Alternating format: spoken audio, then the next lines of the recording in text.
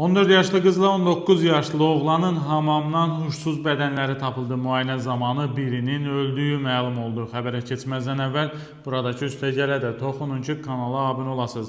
Bakıda növbəti faciəvi bir hadisə baş verib. Belə ki, daha dəqiq desək, Xətai rayonu Bağırov küçəsində 14 yaşlı qızla 19 yaşlı oğlanın hamamdan huşsuz bədənləri tapılıb.